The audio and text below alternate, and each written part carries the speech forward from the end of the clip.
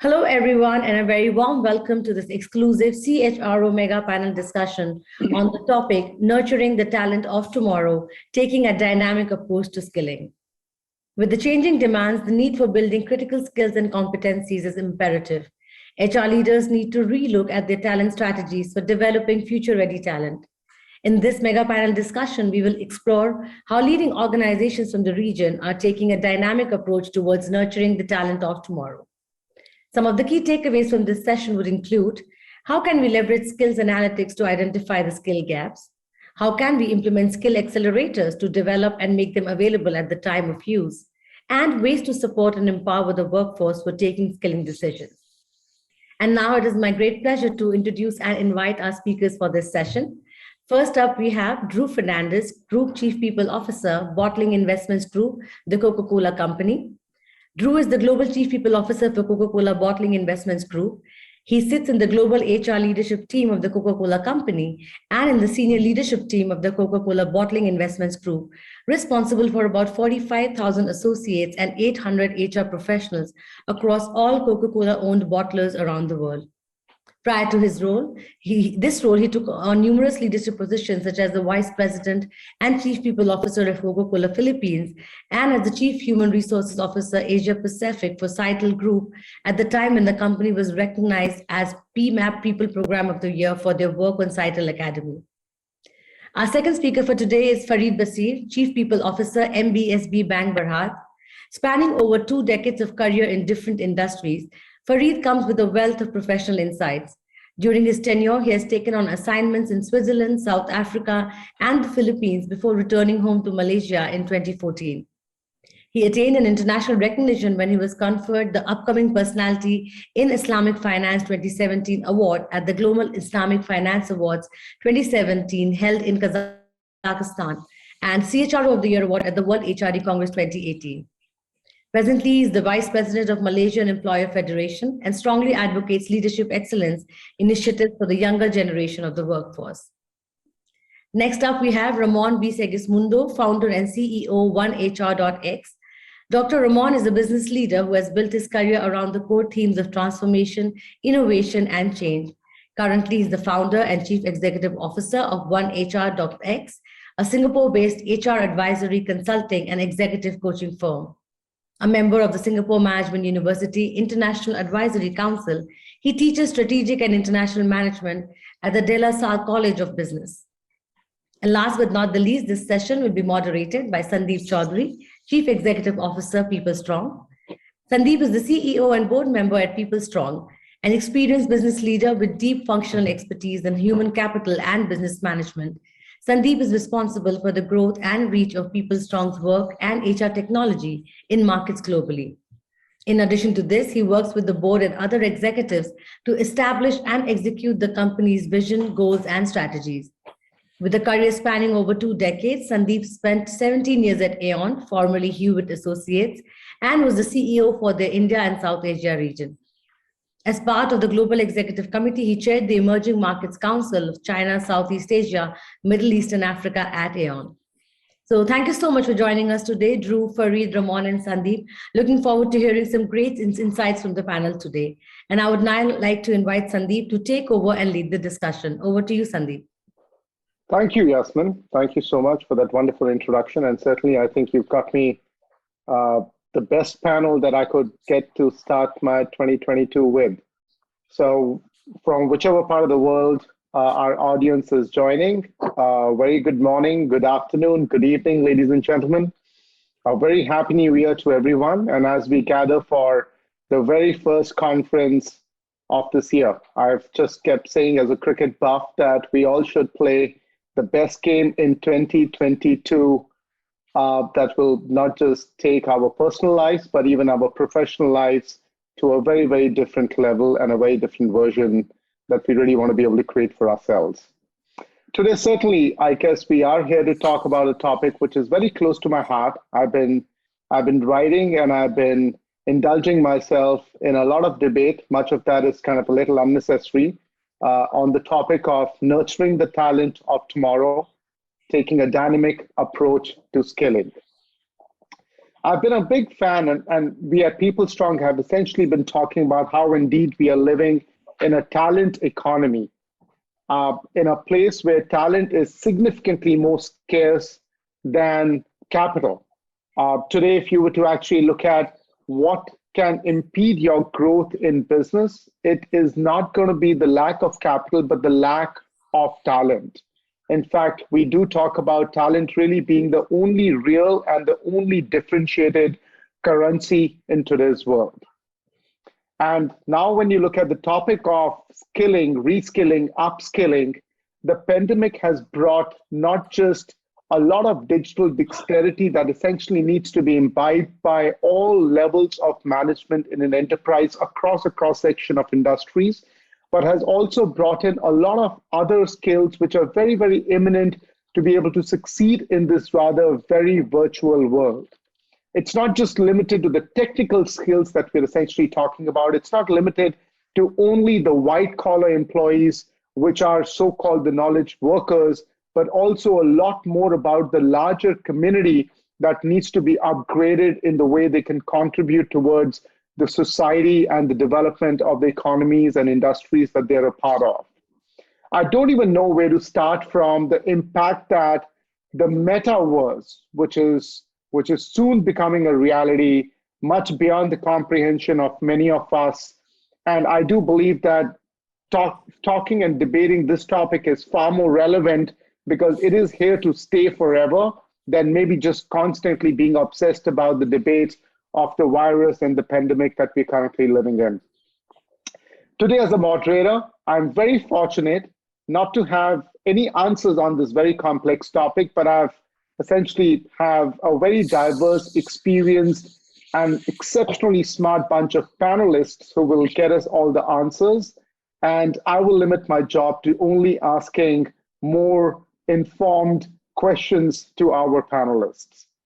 So with that, ladies and gentlemen, let me very quickly just welcome and invite, starting with the most dynamic person that we have on the panel, Drew Fernandez. As he's already been introduced, he's the Chief People Officer for the Bottling Investments Group at the Coca-Cola Company.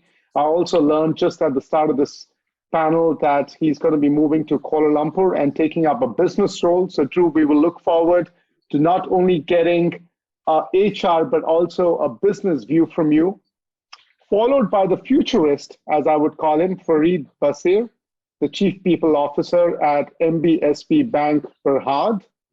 He's also based out of Kuala Lumpur, but has had a very global career across multiple industries. And finally, the epitome of wisdom, of experience, one who has actually been guiding us a lot in our expansion across Southeast Asia, Ramon. And today he is an advisor, founder, CEO for One HRX. So gentlemen, thank you so much for joining us today. Thank you. Thank you. Let me very quickly start with you, Drew. A large part of the debate on upskilling and reskilling has always been very centered to only the white-collar employees. We believe it only concerns the knowledge workers, but certainly in your job at Coca-Cola Bottling Company, there is a very large number of people that are classified as blue-collar workforce. How do we really go down into the depth, into the dugouts of your business to identify, analyze, and forecast the emerging skill gap and the needs for that category of workforce? I really want to be able to start from the absolute bottom of the pyramid and then maybe get down to the top and understand even the skills that are currently lacking with the CXO population. But over to you, Drew, to help us understand a lot of what's really going on with the skilling topic at the blue-collar workforce level. Thank you, and Happy New Year to everyone. And I'm just so happy to participate in this conversation. I don't also have all the answers. I'm also learning as we go. And I think 2022 will be another year of learning for all of us. So I'm very happy that we're having conversations like this because it allows us to really collaborate and see how we can move forward. Now in Coca-Cola, we have around over 45,000 associates, and a lot of them are frontliners. Both in manufacturing or in sales, logistics, what have you.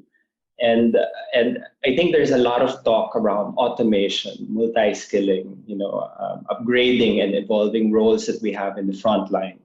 And I think that conversation has happened even before the pandemic. And I must admit, the pandemic is truly accelerating such conversation and putting a lot of pressure in businesses to be able to drastically transform.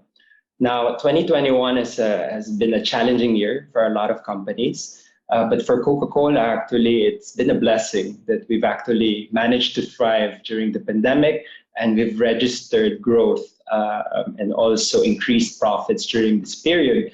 And when I look back, it's really because we've taken immediate action in really evolving and transforming our business model, as well as also our people. And as you've rightly pointed out, it's really not just touching the top level of the organization. When you want to really reinvent your business, reinvent your people, you have to really look into the entire organization. And when we look at skilling, it's not all about functional skills that we're looking at.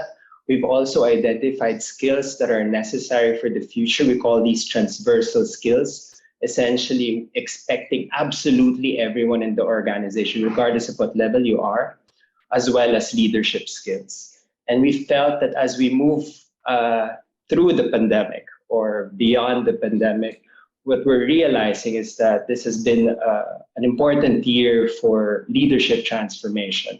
And again, this leadership concept that I'm referring to is not reserved to the top level of the organization. In fact, actually, when we've done the work that we're doing from a cultural revolution and leadership transformation, we've identified 3 areas. We want our people to be able to set the agenda, help people be their best selves, and be the role model. And we've actually tried to drive this across the entire organization.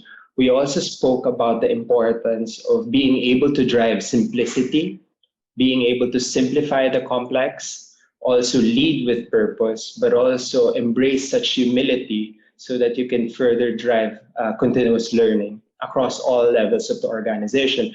And what we've realized is that, we should not underestimate the role of the frontliners in really driving the evolution of your business. In fact, actually, that's probably the core ingredient why we have been so successful in 2021, and we are very much confident in 2022 moving forward, because we've learned to really empower the entire organization, including our frontliners. Now, we've done a lot of assessment centers, if you will, also provided some extensive digital coaching and also engagement program that reaches down the front line. Now, it is not easy to deploy these programs when you're talking about thousands of people. And therefore, my HR team has done a phenomenal job in innovating programs that can be delivered at scale. And I think that data point is so critical, because when you baseline and really identify where the problem areas are, and you actually present it in such a way, even though it doesn't look good, sometimes it's good to kind of like slap ourselves in the face. And I keep on saying the role of HR is like a chief reality check officers, trying to understand where we are. I think that allows us to kind of like wake up and say, hey, we need to drive the change and improve. And we're doing that across our business.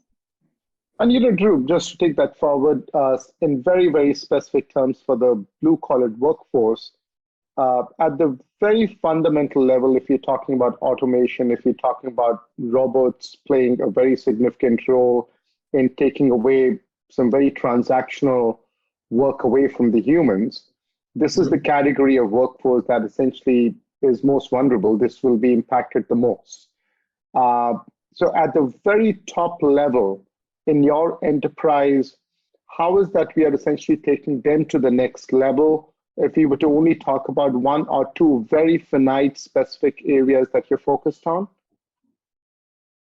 So so there's a lot of talk whether robots will replace roles and all of that, right? I don't believe that. In fact, actually, we're positioning it in such a way that post the pandemic, we're actually creating the coolest jobs in the world. We're actually elevating the roles of people across all levels of the organization, including the ones at the top. And I think it's all about creating the right context and positioning that shift to the organization. Now, to answer your question, I think there's a lot to do from a leadership mindset perspective that needs to evolve. And I think the second piece is that regardless of what role you're playing, marketing, sales, commercial, finance, it's all about creating value. So how do you co-create value moving forward into the business? And I think that shift and truly understanding how you create value is the most important thing as businesses evolve, processes and technologies evolve. Yeah, no, thank you so much. Thank you. Farid, coming to you, in the financial services space, it was a bank, and now I think every bank would essentially call itself a technology firm. You're deploying more technology than maybe some of the largest technology organizations are doing. And today, the face of a bank, or what we actually know it of 10 years back, is just very, very different.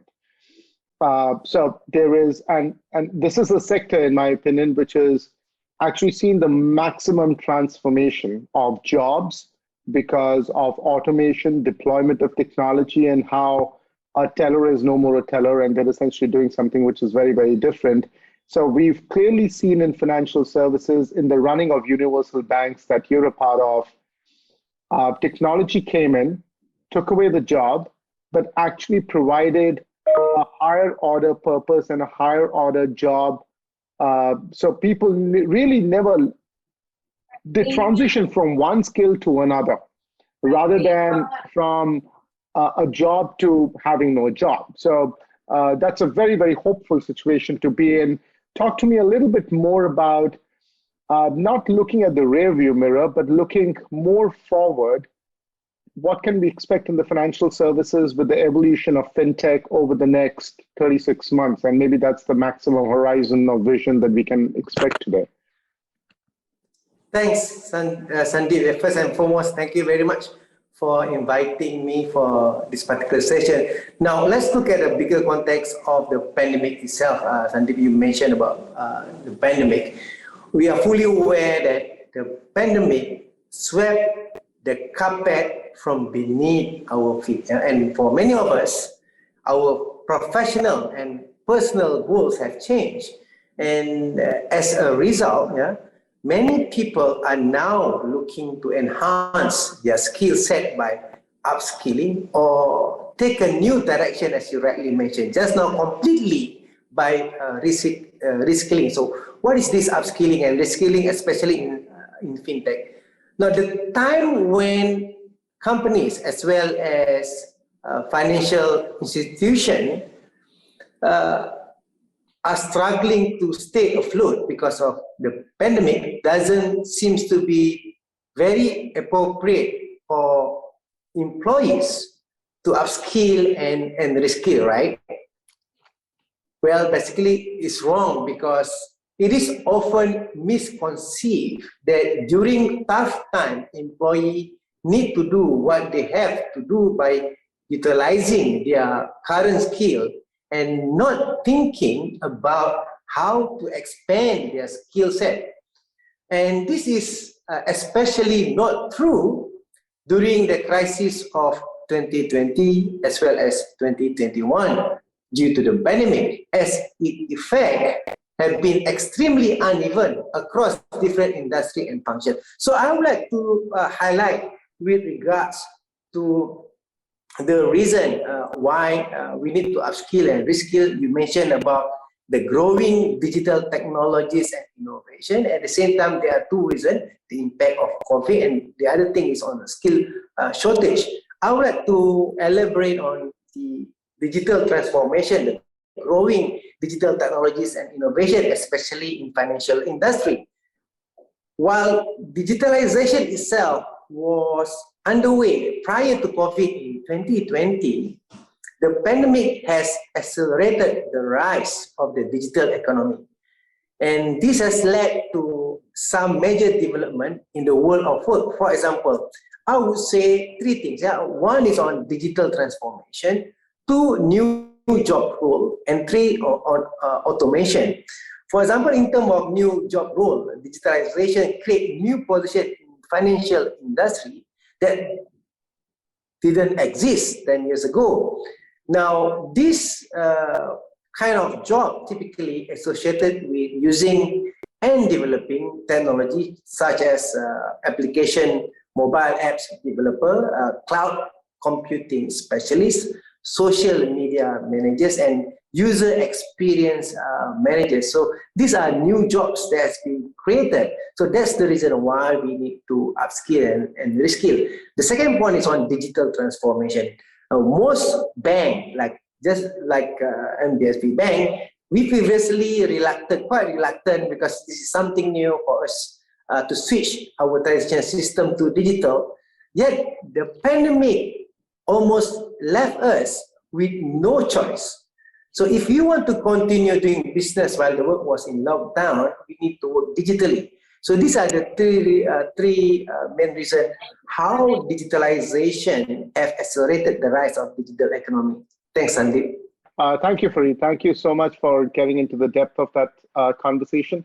But also do talk a little bit more about the personalization of the entire learning and development and upskilling for people. One is to essentially be able to create an agenda at an organizational level. But I've seen that the adoption of that essentially happens when we really customize that for a Farid and a Drew and a Ramon and a Sandeep. So the personalization that you've essentially been able to bring in the context of your bank or any wonderful examples that you have from around. Yeah, Sandeep, that's very apt. This is where we need to democratize learning. So more often than not, HR is the one responsible for design the training program. As simple as that. We are the one who develop the curriculum. Now, what MBSB are doing, we democratize learning, where the users, the employee, can come up with new ideas of new processes, improved processes. They can upload in our learning portal, and others will update that particular process. The analogy is just like a learning Wikipedia.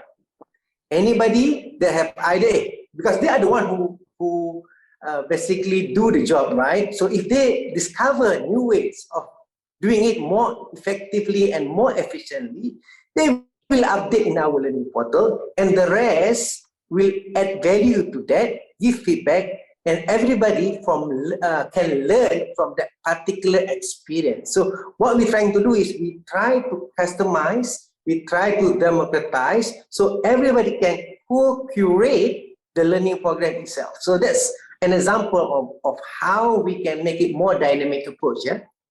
Oh, wonderful. Maybe we'll have some time in this panel to get a little deeper into how exactly you're trying to do. Ramon, over to you, sir.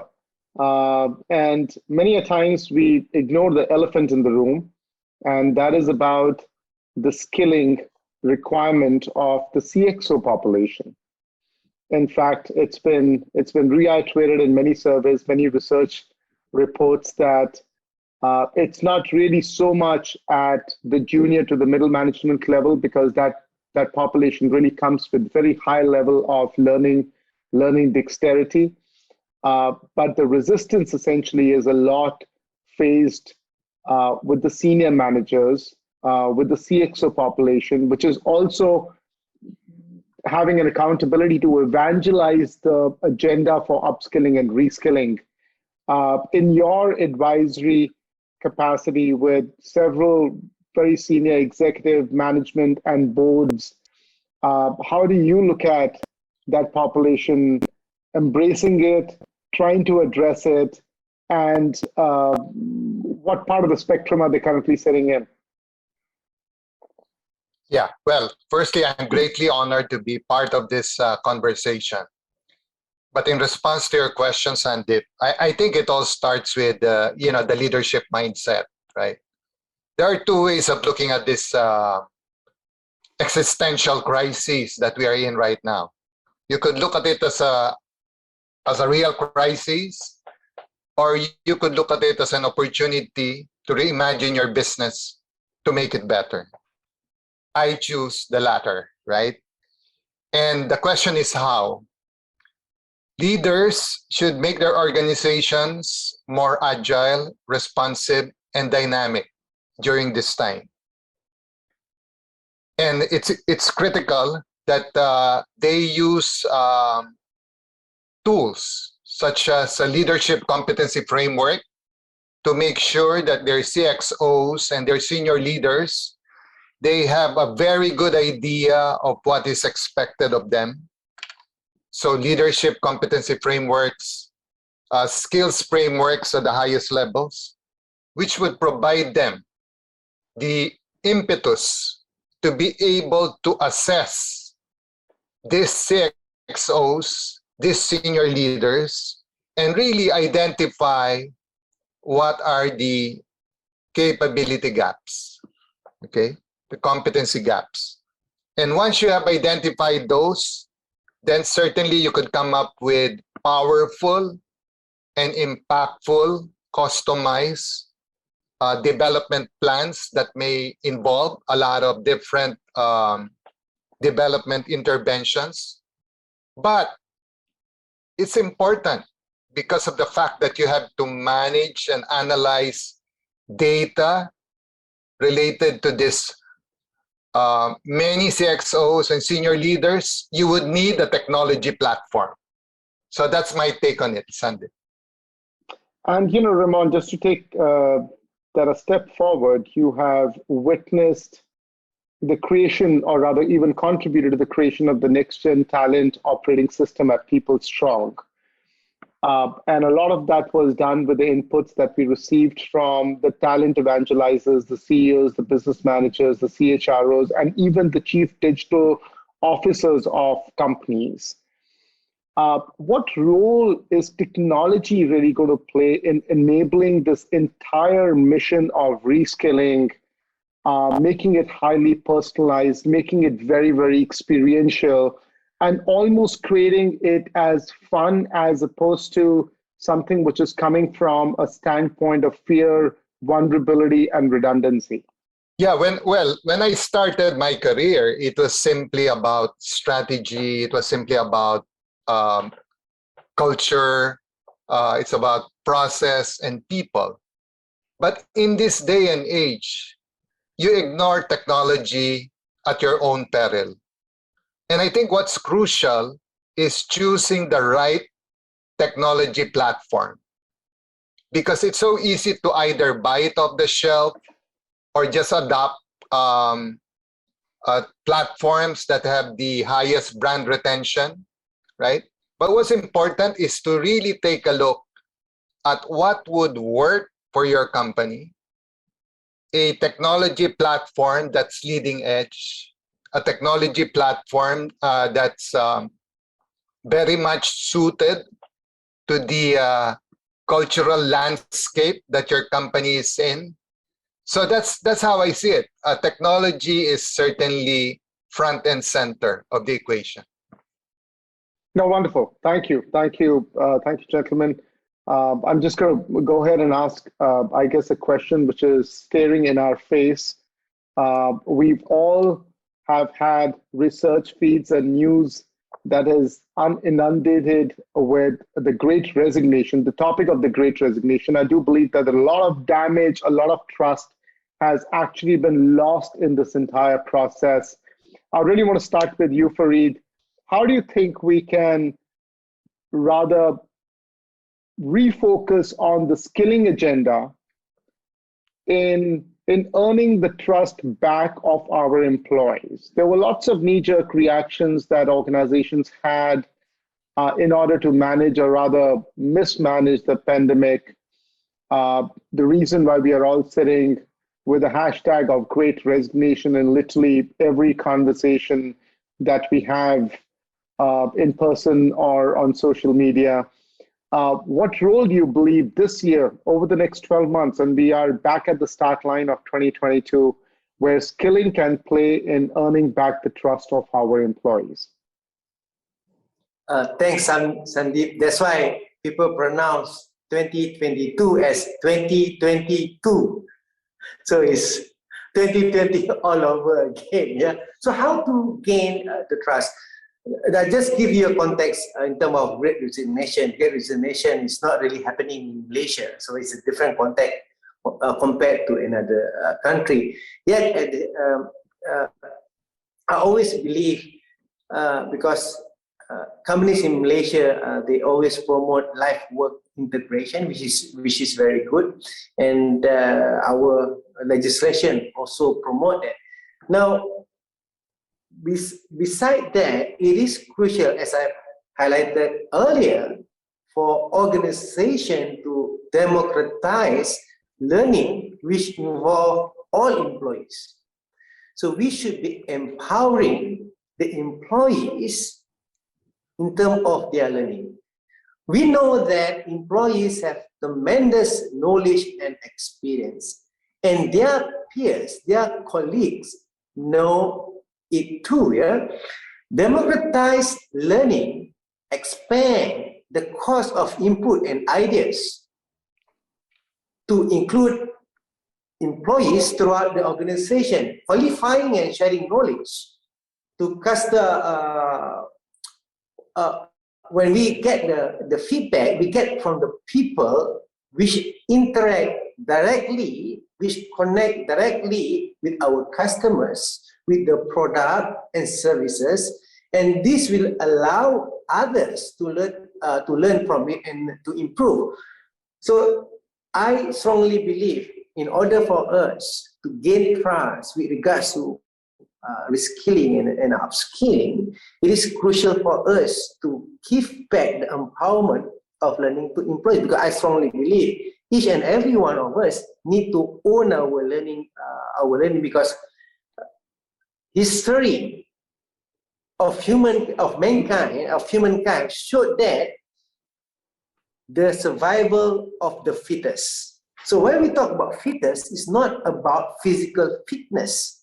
It's about our ability to fit within the changing business landscape. How we able to adapt, how we can be more agile, and we can only achieve this through upskilling and reskilling. So that's how we can gain back the trust from our employees with regards to learning. No, wonderful. Ramon, anything that you have to add to this topic of how, as Farid very beautifully said, we have another chance to live 2022 and maybe undo some of the stuff that we did in 2020 because we were quite naive and unprepared? Well, Sandeep, Farid, the Great Resignation to me is a real wake-up call, right? What do I mean by that? It's an opportunity to create better organizations. As leaders, we can certainly make our organization more resilient because we have 2 years of experience, right, of dealing with COVID-19. We should be better in our 3rd year. We would have learned our lessons. So that's from an organizational point of view. But from a people point of view, it's really going to be a cleansing process.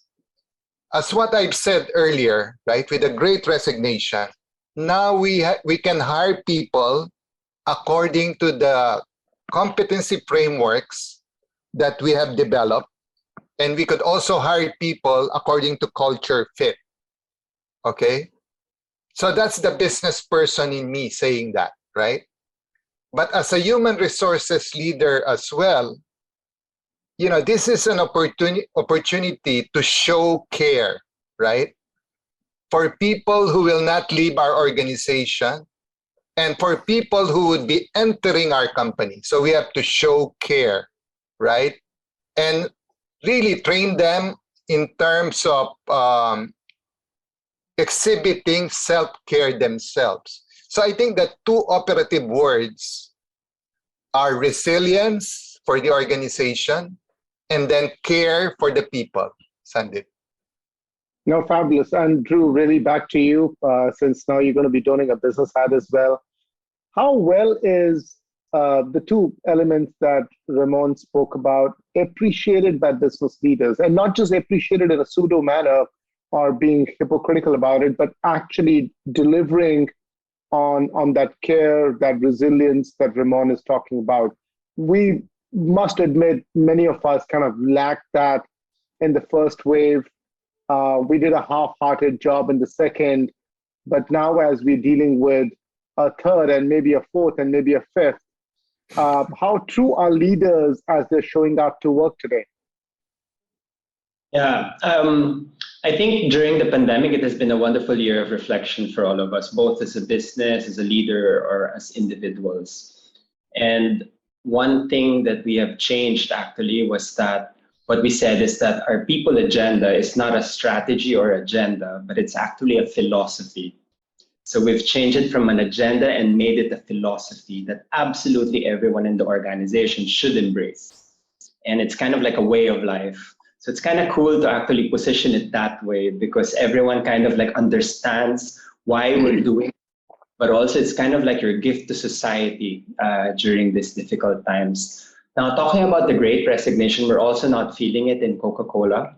In fact, actually, we're registering the lowest attrition at less than 2%. And we've also registered the highest engagement score at 90%. 92% wow. Net promoter score and 91% performance culture index. So we have a huge employee base and we're getting high scores. So sometimes I'm kind of like, hey, what happened here? Because we've also done a huge transformation in our business model where usually when you make a change, right, that's when the scores would dip. Now, when we try to look at how we engage our associates, we've really tried to move away from the concept of engagement and employee satisfaction and really push the needle to talk about experience, where in fact what we're saying is that we're not asking for people to be happy. We're not trying to make people happy because it can be fleeting. You know, you can be happy this morning and you can be sad in the afternoon. But what we want people to experience and embrace is to find meaning in what they do. Right? And I think that's exactly what we're trying to facilitate the conversation and that journey within all of our associates in Coca-Cola for them to find meaning. And if you ask me personally, we should not stop this cleansing process, as Ramon beautifully said it, because I think everyone's kind of like figuring out what they want in life. Like what I said, 2021 and the year before that has been a year of reflection for everyone. And a lot of people have realized, hey, this is not the life that I want to live moving forward. And we should not block them. And in fact, actually, if you're able to facilitate such conversation, removing my HR hat, you know, I don't want to be the police at the door, stopping people from leaving. But if I can actually orchestrate a conversation with honesty and credibility that I'm really looking forward to helping you find meaning, even if it means that it's not within our company today, that drives so much credibility and trust in that conversation, and people appreciate that. And ultimately, like what I said, if you even have those conversations, the numbers will go back to you. You would see a decreased attrition and increased. Yeah. No, maybe you should actually, as Coca-Cola, do a bit of a masterclass for the rest of the world on how in the last 24 months you've taken your engagement up, you've enhanced your productivity and performance, and you've been able to actually bring in more skilled people into Coca-Cola. I think that's absolutely terrific. Wonderful, gentlemen. We are very quickly towards the end of this conversation, and I want to start with a bit of a fun rapid fire. So you will have very little time to think, so just go with exactly what your instinct tells you. Starting with you, Drew, who should really own the learning agenda? Should it be HR, the business manager or the business owner, or the employee? For me, it's the employee. Everyone needs to own their own development. Farid? Yeah, ditto, employee. Yes, we should own our own learning. Yes, agree. Ramon? To me, it's the board and the CEO. Yeah, no, wonderful. That's actually quite refreshing. I also do believe that ultimately the prerogative of staying relevant, upskilling is that of an employee. But I guess it needs to be driven by the person sitting right on the top. because I guess employees never really get redundant, but there are organizations that actually do perish. And we've seen that in the changing face of the Fortune 100 organizations, of how many of them don't exist because they couldn't sustain the dynamic change. But individuals found better jobs and they stayed relevant in the world. Yeah. Drew, starting with you again, your one learning priority for 2022 as a person and as a leader in your company? For me, the priority would be simplification, or simplifying the complex, or simplicity, or enterprise simplification, whatever you want to call it. I mean, we're living in a very, very complex world, and the level of complexity will continue to increase. Those individuals, organizations, and teams who are able to simplify the complex will be the one who will be able to thrive. Wonderful. Farid, the learning priority for yourself and for the bank that you lead? Well, what's the first and foremost, we need to define what is our priority. That's very important. For us, for the bank, it is about the transformation. We are embarking on transformation, and that will be our priority, which means we need to reimagine the way that we serve our customers, as well as how we nurture and develop our employees in preparing them for future skills. Wonderful. So, Ramon, we are done with simplification. We're done with the transformation at an organizational level. To you, I'm going to give it a bit of a twist. At your level in life and at seniority and experience, what is your personal learning priority for 2022? Well, there's actually two, Sandeep. The first one is, after so much pain and suffering, right, for the past 2 years, businesses can be a force for good. And we have to be deliberate and intentional in making our businesses serve as a force for good. Second, the business leaders, they really set the tone. And they have an opportunity to build future-ready and resilient organizations for the good of everyone, okay? This is not going to be the last pandemic. Climate change is even scarier. And inequality is everywhere, right? And aside from building those organizations, learning agility is what leaders are responsible for. And third and last, at the end of the day, they've got to be data-driven because they need to come up with meaningful decisions. And to be data-driven, they have to use AI, artificial intelligence, and ML, machine learning, possible only through technology platforms. No, wonderful, Ramon. Always expect to hear something very different and from a very different lens. So thank you so much for adding a very different perspective and a color to this conversation. And the last of all, I'm going to give you 3 choices, and I'll start with you, Ramon. How would you prioritize between these 3? And the 3 choices are essentially coming in from the more non-tangible world, the more subjective world, which increasingly is becoming far, far more critical for us to survive, let alone be successful in this very hybrid, distributed, highly networked environment that we are all living in. The first is collaborating and self-managing. Mm-hmm. Second is critical thinking and problem solving. And third is emotional intelligence. Mm. To me, it's emotional intelligence because, with high tech comes high touch, right? And emotional intelligence is required. No, beautiful. Farid, what would be your top pick? Well, I look from a process approach. The input, which is the first one, is EQ, followed by problem solving and critical thinking, which is the process, and the output is collaboration. That's my priority. Yeah. Wonderful. Drew, do you have a different order? It's funny because you're asking difficult questions, because if you can just give us an all of the above option as well, right? But for me, I would prioritize, I mean, everything is important, but I just want to highlight the importance of critical thinking and problem solving. I think as we move forward, leaders and businesses really need to define the problem and define the destination, and then bridge the gap. I think a lot of leaders, and as you've rightly pointed out, in 2020, we've made some mistakes because we jumped into certain conclusions and assumptions and did things without really understanding the problem at hand. And I think with experience, with better clarity, and I think with that power of critical thinking and problem solving, we need to understand what are we trying to do first. And that's so critical to be able to move forward and drive the transformation we need. Yeah, no, wonderful. And, just for me to add a bit of a perspective to exactly, I guess, the very, very wise choices that the three of you have made, I do believe the biggest casualty in this pandemic has been that of a manager.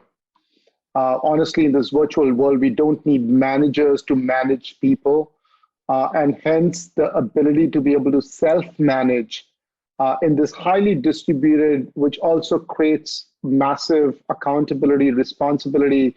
Almost by default, organizations and individuals have moved into a very high empowered environment where there is need for self-drive. Nobody's really going to call you at 9 a.m. and tell you the list of to-dos that you really have to accomplish by the time it's evening.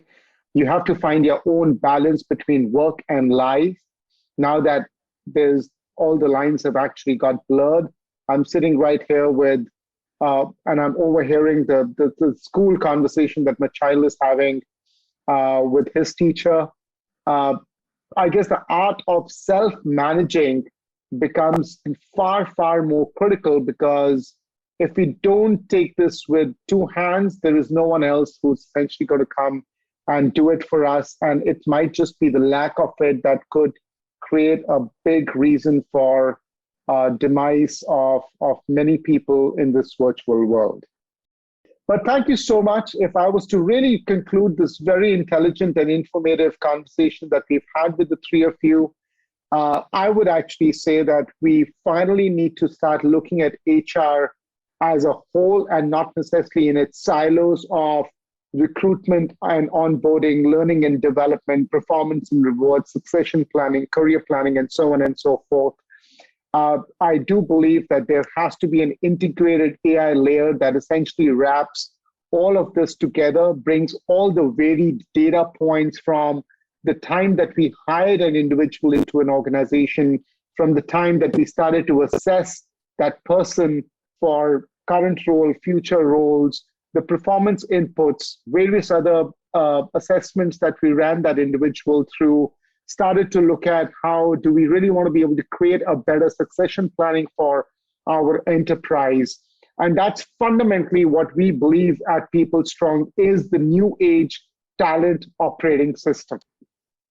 If you look at it that holistically, we will essentially be able to take a far deeper view of newer skills, the learning experience that we really want to be able to impart to thousands of our employees at a very, very individual level. And if you're able to solve it for all of our 42,000 people in the bottling company of Coca-Cola, we would have essentially done that at the organizational level. I'm just taking that as an example, but I would essentially accentuate that to any small, old, young, traditional, new age enterprise to really look at talent management holistically, integrated, and do bring in a lot more of artificial intelligence to bring that data to Ramon's point, where every single decision is not driven by what my view of the past is, what my wisdom and experience tells me, but fundamentally what the data is telling me, which is going to get it factually right for the person and for the business. Thank you so much, all three of you. You've been wonderful, very patient. And I do appreciate and want to thank ETHR to have created this wonderful panel and invited me to moderate this panel. Thank you so much, Yasmin. Great. Thank you, Sandeep. It was so beautifully moderated, and our speakers were so amazing, so engaging, so much to learn from each one of you. So thank you once again, everyone. Ramon, Drew, Farid, and Sandeep for joining us for this session. It means a lot to us. On that note, thank you. On that note, we conclude this session. Thank you, everybody, for joining us. Coming up next is a fireside chat with Dr. Jamie Mervyn Lim, COO of Tang Tok Seng Hospital and Central Health, on the topic reinventing operating models to accelerate growth in the digital era. So see you all there, and thank you once again, everyone, for joining us. Take care and bye-bye.